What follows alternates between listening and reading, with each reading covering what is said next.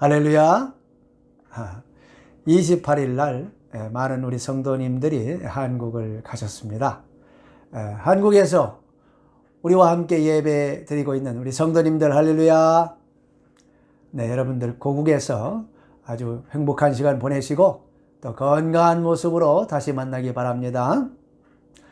러시아에 남으신 우리 성도님들 할렐루야. 네, 여러분들 외로워하지 마시고 주님 붙드시고 믿음으로 사시기 바랍니다. 자, 오늘 함께 나눌 말씀은 베드로전서 4장 7절부터 11절까지 말씀입니다. 우리 다 같이 교독하시겠습니다. 제가 먼저 한 절 읽겠습니다.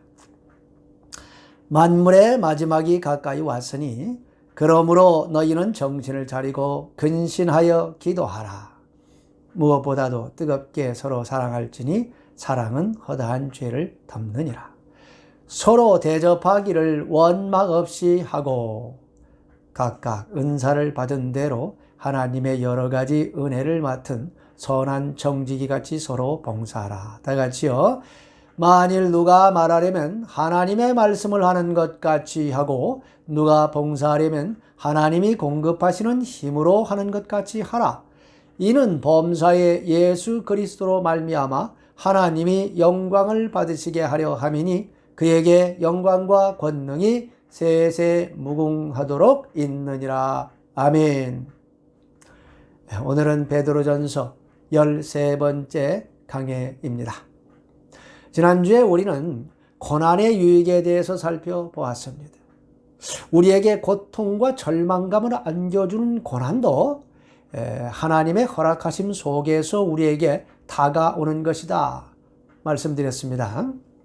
고난은 우리를 사랑하시는 하나님의 또 다른 얼굴입니다. 하나님께서 우리에게 고난을 허락하시는 이유가 뭐라고 했습니까? 고난이 우리로 하여금 죄를 그치게 하고 우리의 죄를 생각나게 해서 우리가 하나님의 자녀라 불리기에 합당한 자로 만들어준다고 했지요. 하나님의 은혜의 손길이라고 했습니다. 그러니 여러분이 고난을 만났을 때에 애매하게 고난받으신 우리 주님을 바라보시고 위로를 삼으셔서 오히려 기뻐함으로 믿음의 성장을 이루시기를 주님의 이름으로 축원합니다. 오늘 말씀은 우리가 겪는 고난이 너무 커서 마치 세상이 끝나는 것 같은 그런 상황에 놓였을 때에 우리가 어떤 마음으로 살아야 하는지에 대해서 말씀하고 있습니다. 여러분 모두 오늘 말씀을 통해서 힘을 얻으시고 마지막 때를 잘 준비하시기 바랍니다. 자, 우리 7절 말씀 다 같이 한번 읽어 보시겠습니다. 만물의 마지막이 가까이 왔으니 그러므로 너희는 정신을 차리고 근신하여 기도하라. 아멘. 만물의 마지막이 가까이 왔다 말씀합니다. 한마디로 세상의 종말이 가까이 왔다는 말씀입니다. 네로 황제가 권력과 제도와 법의 힘을 이용해서 기독교인들을 핍박을 하니 기독교인들이 그 핍박을 피할 길이 없습니다. 사랑하는 부모 형제가 또는 자식들이 눈앞에서 처형이 되고 맹수들에 의해서 온몸이 찢기고 인간 횃불이 되어서 불타는 모습을 지켜봐야 합니다. 아침에 눈을 뜨고 일어나면은 오늘 또 누가 죽임을 당했다 하는 소식이 들려오는 그런 현실 속에서 그들은 세상에 종말이 왔다고 생각을 했겠지요. 인류 역사에서 기독교는 엄청난 핍박을 받곤 했습니다. 오늘날에도 어떤 나라에서는 기독교인들이 상상을 초월하는 핍박을 받고 있습니다.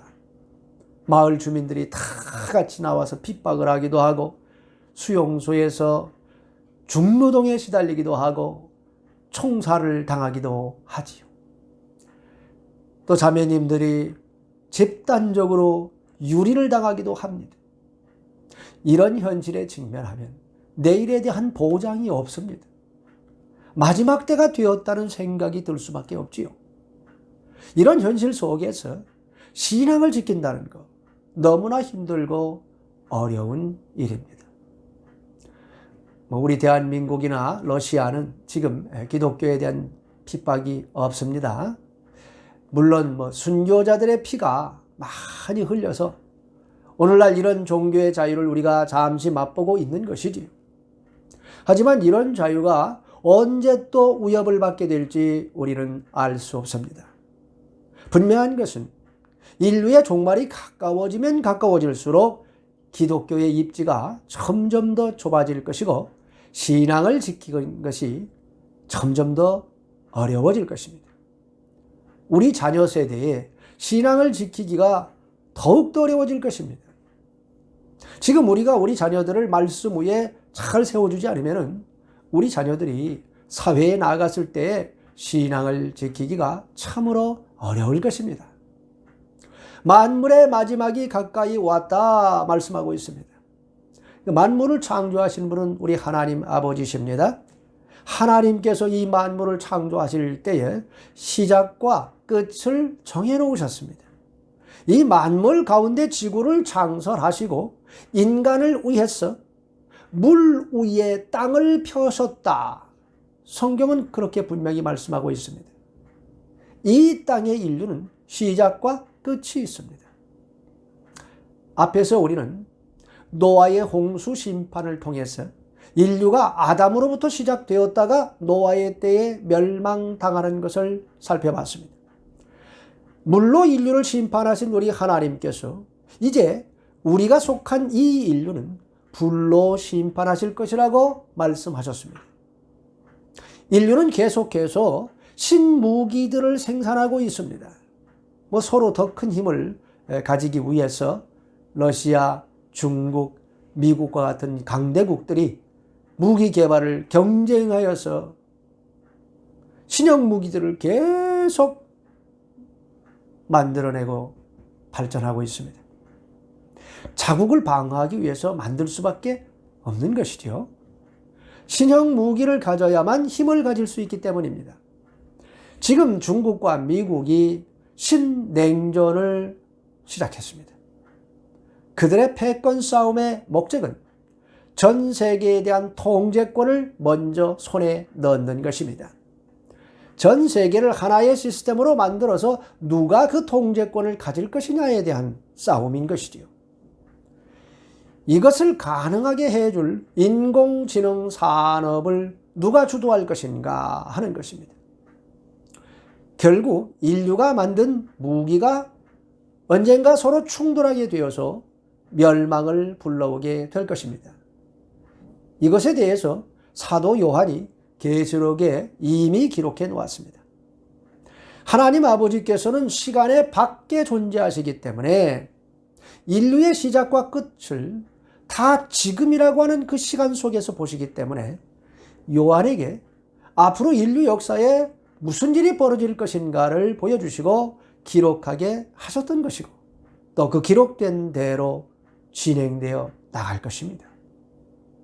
한마디로 인류는 시작과 동시에 끝을 향해 달려가고 있는 것이지요. 인류 역사 속에서 여러 차례 종말이 왔다 생각할 만한 때가 있었습니다. 하지만 진정한 종말은 예수 그리스도께서 이 땅에 오심으로 시작이 됐습니다.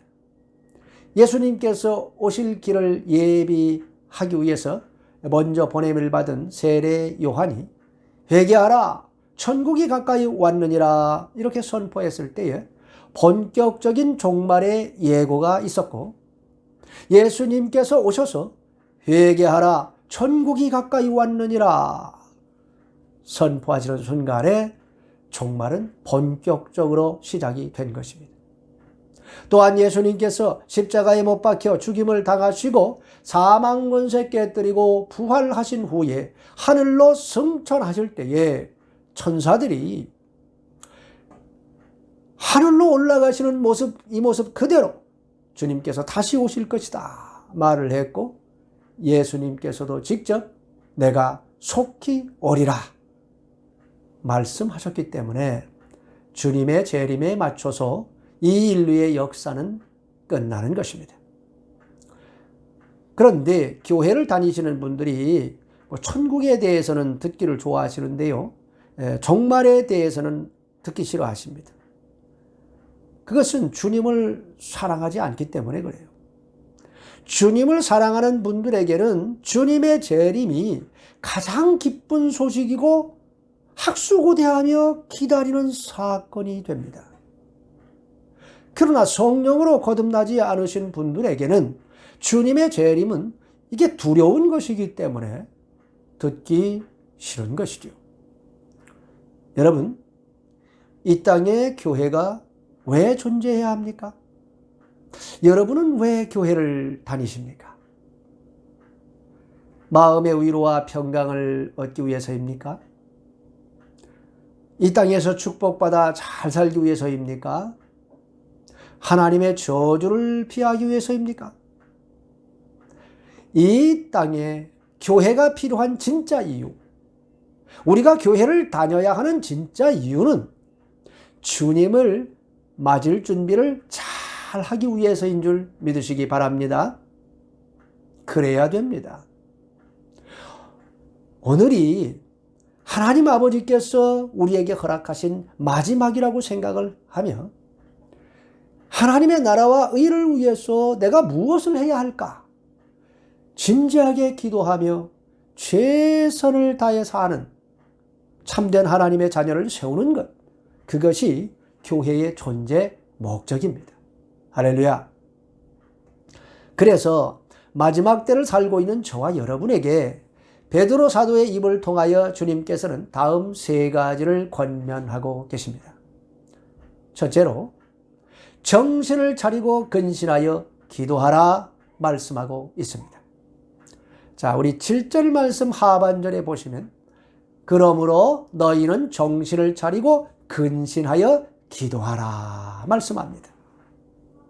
주님께서 마지막 때에 대해서 설명하시면서 사람들이 도둑을 맞는 것은 그 도둑이 언제 올지 몰랐기 때문이다. 그렇게 말씀하시고 주님께서도 생각하지 않은 때에 도둑같이 임할 것이니까 깨어 있어야 한다. 그렇게 말씀했습니다. 여러분, 깨어 있으시기 바랍니다. 제가 처음 신앙생활을 했을 때 오늘 밤에 주님이 오실 수도 있으니 여러분 깨어 있어야 합니다. 그 목사님이 그렇게 말씀하시는 바람에 저는 그때부터 잠을 잘 수가 없었습니다. 제가 자고 있는데 주님께서 오시면은 나는 주님을 맞을 수가 없으니까 이거 잠을 잘 수가 없는 거예요. 여러분, 여기서 말하는 깨어 있으라 하는 이 말씀이 잠을 자지 말라는 말일까요? 아닙니다.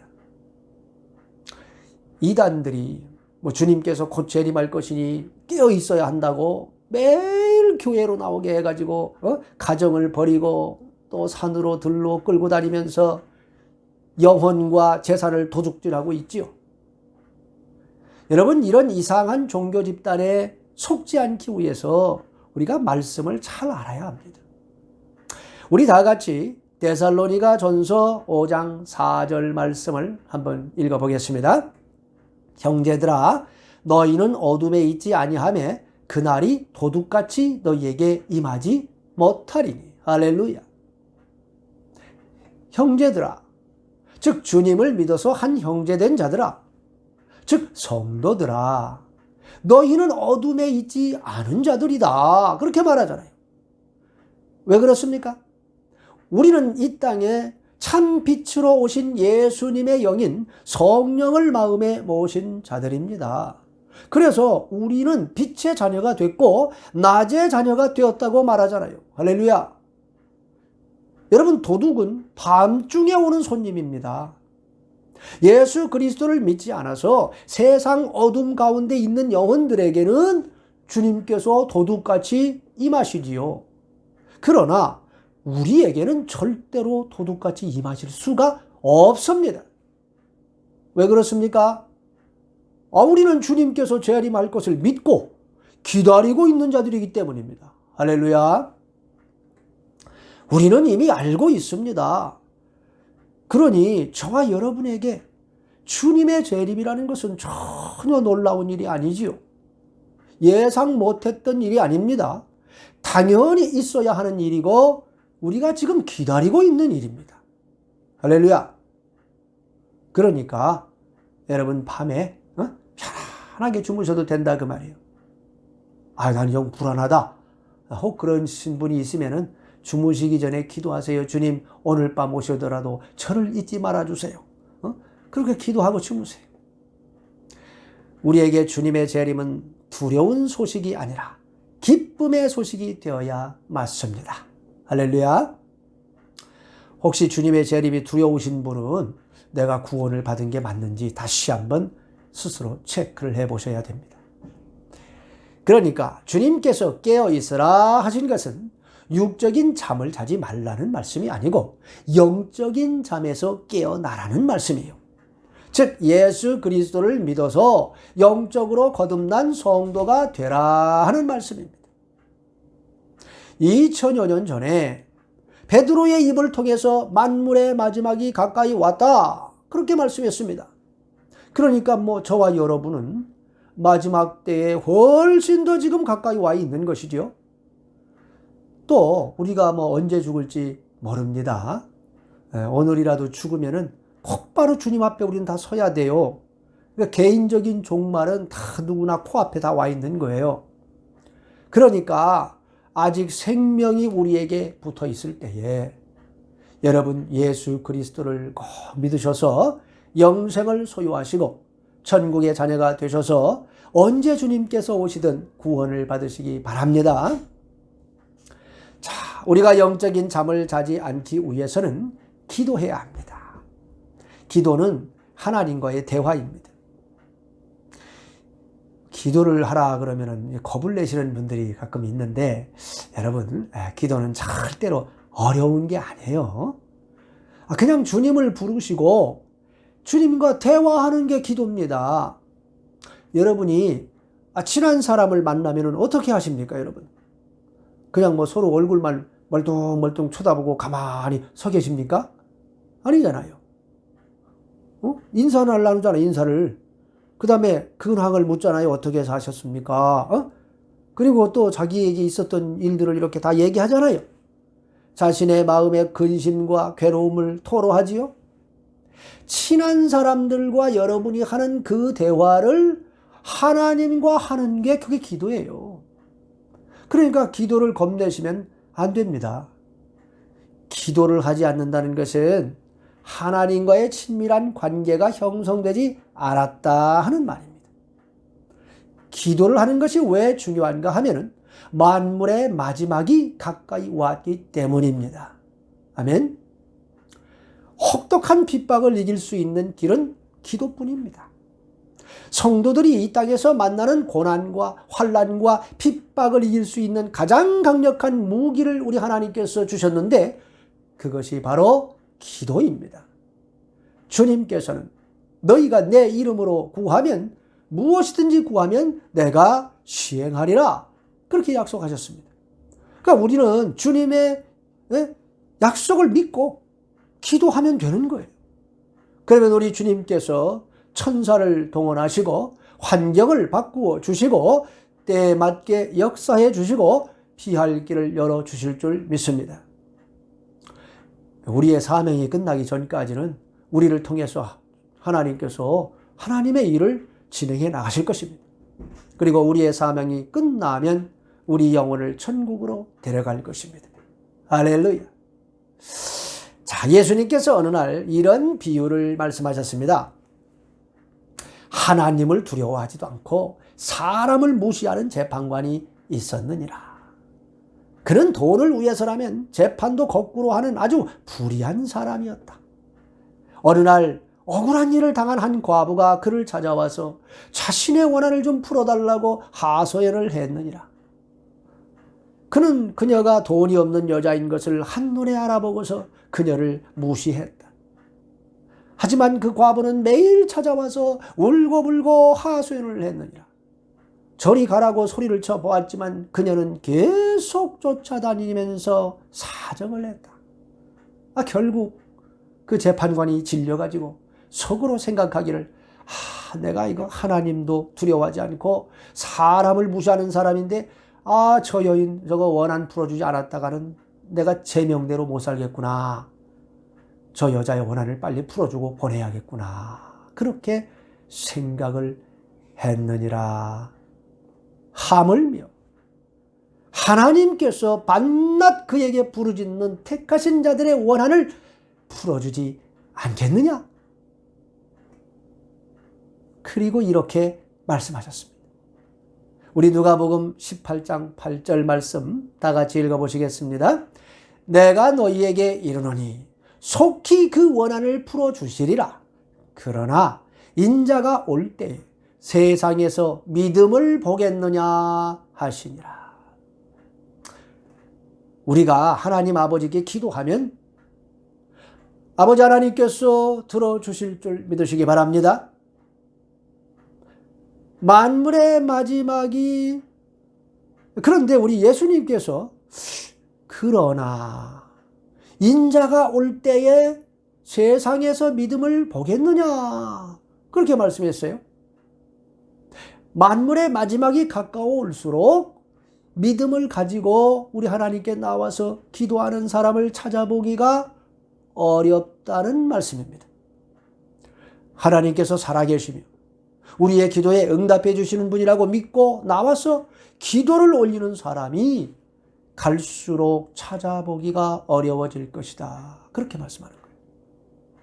그래서 만물의 마지막이 가까워 올수록 기도하라 말씀하고 있는 것입니다. 여러분 기도하시기 바랍니다. 말세에 우리가 우리의 신앙을 지킬 수 있는 유일한 방법은 기도입니다. 기도는 나의 힘, 나의 능력을 내려놓고 하나님의 능력에 나를 맡기는 작업입니다. 십자가 죽음을 앞두고 아버지여 나의 원대로 마옵시고 아버지의 원대로 하옵소서 라고 기도했던 우리 주님처럼 기도는 나의 뜻대로 살고 싶은 마음을 버리고 하나님의 뜻에 나를 맞추는 노력입니다. 기도는 내 힘으로 해결할 수 없는 문제를 하나님께서 개입하셔서 해결해 주시도록 하나님의 능력을 푸는 열쇠입니다.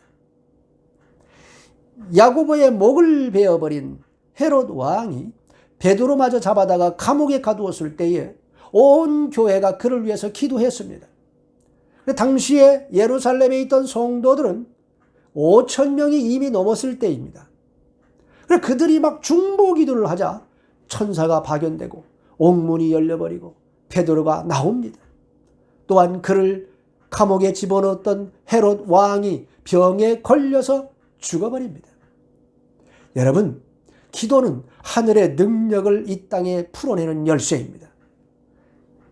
여러분, 만물의 마지막이 가까워질수록 기도에 힘쓰시기 바랍니다. 둘째로 서로 사랑하라 말씀하십니다. 다 같이 8절 말씀 읽어보시겠습니다. 무엇보다도 뜨겁게 서로 사랑할지니 사랑은 허다한 죄를 덮느니라. 아멘. 예수님께서는 말세에 불법이 성행함으로 많은 사람의 사랑이 식어질 것이다 말씀하셨습니다. 교회를 핍박하고 성도들을 학대하는 그런 시대에 서로 간의 사랑을 유지한다는 거, 이거 결코 쉬운 일이 아니지요. 나 살기 바쁜데 뭐 남에 대해서 신경 쓸 시간이 어디 있겠습니까? 마지막 때가 될수록 사람들이 무정해진다 그렇게 말씀했습니다. 그래서 무엇보다도 뜨겁게 서로 사랑하라 라고 말씀하고 있는 거예요. 어떻게 사랑하라고요? 뜨겁게 사랑하라. 세상의 핍박이 강하면 강할수록 더 뜨겁게 서로 사랑하라는 것입니다. 그런데 여기서 말하는 사랑의 대상은 누구일까요? 성도를 핍박하는 사람을 사랑하라는 것입니까? 원수를 사랑하는 것일까요? 그것보다는 성도 간에 서로 사랑하라 하는 말씀입니다. 교회 공동체가 깨어지지 않도록 성도 간에 서로 뜨겁게 사랑하라는 것입니다. 서로 힘이 되어주고 격려해주고 도와주고 가진 것을 서로 나누면서 뜨겁게 사랑함으로 이 어려운 때를 이겨내라는 겁니다. 할렐루야. 여러분 스파르타 300용사라고 하는 영화를 보신 분 있겠지요. 거기 보면은 300명이 시리아의 10만 대군과 싸웠는데 이기잖아요, 처음에. 그 이유가 뭡니까? 그들의 전열이 흩어지지 않았기 때문이죠. 대열이 흩어지는 순간 그 틈을 뚫고 적들이 무섭게 공격하기 때문에 패하게 되어 있습니다. 어려운 때를 만났을 때 교회 공동체는 사랑의 띠로 굳게 뭉쳐야 합니다. 그래야 사단 마귀의 공격을 이겨낼 수가 있습니다. 성도들 간에 서로 허물을 덮어주고 사랑으로 감싸 안아야 합니다. 사랑은 헛한 죄를 덮는다 말씀하고 있죠. 서로 비난하고 원망하는 순간 그 공동체는 와해되어 버립니다. 사탄에게 공격의 틈을 내주게 되어서 결국은 무너지게 됩니다. 온 성도들이 한 마음 한 뜻으로 사랑의 띠로 뭉쳐야 합니다. 여러분, 지금 우리 모두는 코로나로 인해서 어려운 시기를 함께 보내고 있습니다. 이런 때일수록 서로를 위해서 중보하며 기도합시다. 어려움을 겪고 있는 우리 형제 자매들을 가슴에 품고 기도합시다. 다 같이 하나 되어서 이겨냅시다. 할렐루야. 마지막으로 서로 섬기라 말씀합니다. 우리 다 같이 9절 10절 말씀 읽어보시겠습니다. 서로 대접하기를 원망 없이 하고 각각 은사를 받은 대로 하나님의 여러 가지 은혜를 맡은 선한 청지기 같이 서로 봉사하라. 아멘. 만물의 마지막이 가까워질수록 서로 섬기고 봉사하라 말씀합니다. 서로 간에 원망이 없도록 하라 말씀합니다. 우리가 서로에 대한 서운한 마음이나 원망할 일이 있으면은 얼른 사랑으로 덮어주고 내가 먼저 대접을 하고 먼저 섬겨주라 말씀하는 것이죠. 어떤 마음으로 섬기라고 말씀하고 있습니까? 선한 청지기 같이 섬기라 하십니다. 이 청지기라는 것은 주인이 집안 살림을 대신 맡겨준 사람을 말하는 거예요. 그러니까 청지기가 꼭 기억해야 할 것이 뭐겠습니까? 집안에 있는 이 모든 것이 자기 것이 아니다 하는 것을 잊으면 안 돼요. 또한 이 모든 것은 자기에게 잠깐 맡겨진 것이고 언제든 주인님 오시면은 그것에 대한 보고를 올려야 한다 하는 것을 절대로 잊으면 안 됩니다. 주인이 잠시 멀리 떠났다고 이 청지기가 이제 내가 주인이라고 착각을 해가지고 자기 마음에 드는 하인들한테는 잘해주고 마음에 안 드는 하인들은 막 때리고 해고하고 또 주인의 물건을 갖다가 자기 마음대로 막 처분하고 그러면 그건 악한 청지기죠. 주인님이 돌아와서 그거 그냥 안 놔두겠지요. 저와 여러분은 청지기로 부름을 받았다 하는 것을 잊지 마시기 바랍니다. 우리에게 있는 그 어떤 것도 이게 우리 것이 아닙니다. 이것을 착각하면은 이제 악한 청지기가 되는 것입니다. 충성된 종은 주인이 잠시 맡겨준 것들을 주인님을 위해서 잘 활용해서 이윤을 만들어내는 사람입니다. 우리의 건강, 이거 우리 거 아닙니다. 우리 목소리, 우리 거 아닙니다. 우리의 이 개성 넘치는 얼굴, 이거 우리 거 아닙니다. 우리를 창조하신 하나님께서 우리에게 특별히 주신 것들입니다. 할렐루야. 이것을 자기 것이라고 착각하면 안 됩니다. 그래서 함부로 다뤄서도 안 됩니다. 주인을 위해서 잘 관리해야 됩니다. 우리가 가지고 있는 은사도 마찬가지예요. 은사는 달란트라고 우리 달란트. 재능이에요. 하나님께서 우리 각자에게 딱 맞는 재능들을 다 주셨습니다. 어떤 분에게는 놀라운 아름다운 목소리를 주셨고 누구에게는 남다른 운동신경을, 누구에게는 음악적인 재능을, 또 어떤 분에게는 예술적인 감각을, 누구에게는 수학적 재능을, 또 누구에게는 언어적인 재능을, 또 다른 사람에게는 돈 버는 재능을, 뭐 또 어떤 사람에게는 뛰어난 지적 능력을 주셨습니다. 그런데 이것들이 다 우리 것이 아니라는 걸 알아야 돼요. 하나님께서 잠시 우리에게 맡겨주신 것들입니다. 이것을 착각하면은 불법을 행하는 자가 되는 거예요. 하나님께서 우리에게 재능을 왜 주셨을까요? 그것으로 자기 혼자 잘 먹고 잘 살라고 준 것이 아닙니다. 그것을 가지고 다른 사람을 섬기라고 주신 것입니다. 다른 사람을 바로 세우고 다른 사람을 위해서 봉사하라고 주신 것입니다.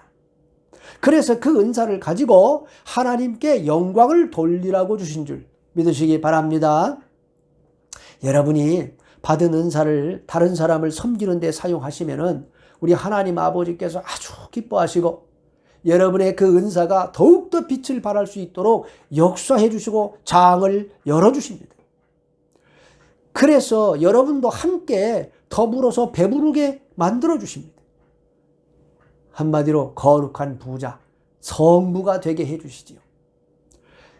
그런데 여러분이 이웃을 섬기는 데 쓰지 않고 자기만을 위해서 그걸 사용한다면 그는 악한 청지기가 되어서 뭐 세속적인 부자는 될 수 있어도 천국에 들어가기가 낙타가 바늘귀로 들어가는 것보다 더 어렵습니다. 뭐 구원을 받아도 아주 부끄러운 구원을 받게 될 것입니다. 다 같이 우리 11절 말씀 읽어 보시겠습니다. 만일 누가 말하려면 하나님의 말씀을 하는 것 같이 하고 누가 봉사하려면 하나님이 공급하시는 힘으로 하는 것 같이 하라. 이는 범사에 예수 그리스도로 말미암아 하나님이 영광을 받으시게 하려 함이니 그에게 영광과 권능이 세세무궁하도록 있느니라. 아멘. 여러분이 가르치는 은사를 받았다면 하나님의 말씀을 잘 가르쳐서 하나님께 영광을 돌리고 또 다른 은사들을 받았다면 그것으로 다른 사람을 잘 섬겨서 하나님께 영광을 돌리라 하는 말씀입니다. 남들보다 뛰어난 재능이 있다고 교만해져 가지고 다른 사람을 정죄하고 무시하고 판단한다면 그건 불법을 행하는 거예요. 주님의 이름으로 귀신 쫓아내고 능력을 행해도 불법을 행하는 자들은 절대로 천국에 들어갈 수 없다고 말씀하셨습니다. 여러분, 불법이 뭐겠습니까? 모든 영광과 권능이 다 하나님 아버지 것인데 이걸 자기 것인 줄 착각을 해가지고 하나님의 영광이 아니라 자기 자신의 영광을 구하는 것, 그게 불법입니다. 성도 여러분, 만물의 마지막이 가까워오고 있습니다. 정신을 차리고 근신하여서 기도에 힘쓰시기 바랍니다. 주님께서 여러분에게 주신 은사를 잘 활용해서 주님께 영광을 돌리시기 바랍니다. 여러분의 은사가 비록 작은 것일지라도 주님의 손에 믿음으로 올려드리기만 한다면 주님께서 여러분의 은사를 축복해 주셔서 오병이어의 기적처럼 여러분을 놀라운 기적의 주인공으로 세워주실 줄 믿으시기 바랍니다. 우리 다 같이 기도하시겠습니다. 하나님 아버지, 만물의 마지막이 가까워지고 있음을 봅니다. 만물을 창조하신 아버지 하나님의 말씀대로 온 인류가 움직여 나가는 것을 봅니다. 주님 다시 오실 날이 날로 가까워지고 있음을 봅니다. 이것이 우리에게 소망이요 희망이 됩니다. 마라나타, 주 예수여 어서 오시옵소서. 모든 열방이 땅끝에서 주님을 맞이할 그날이 속히 오게 하여 주시옵소서. 이 땅에서 우리가 고난과 환난과 온갖 어려움을 만나지만 오늘도 다시 오실 주님 바라보고 믿음으로 일어서게 해주시니 감사합니다. 주님께서 우리 각자에게 주신 은사를 가지고 형제자매를 섬기고 온전케 하며 우리가 서로 뜨겁게 사랑하여 서로를 위해 기도해 주므로 이 어려운 때를 함께 이겨나갈 수 있도록 붙들어 주시옵소서. 코로나 백신 개발에 힘쓰고 있는 사람들에게 지혜를 주셔서 속히 백신을 만들어 전 세계가 정상적으로 돌아갈 수 있도록 역사하여 주시옵소서. 경제적으로 어려움을 겪고 있는 성도들을 붙들어 주시옵소서. 오늘도 우리와 함께 해주시는 우리 주 예수 그리스도의 이름으로 기도합니다. 아멘.